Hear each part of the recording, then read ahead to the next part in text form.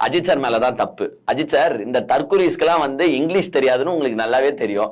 நீங்க பேட்டி கொடுக்கும் போது தமிழ்ல கொடுக்க வேண்டியது தானே. ஆர்கே நகர்மணி பணத்துக்காக குப்பரப்படுத்திக்கிட்டு கூட பேட்டி கொடுப்பானுங்க அந்த ரோஸ்ட் பிரதர்ஸ் அப்படின்றது கன்ஃபார்ம் ஆயிடுச்சு.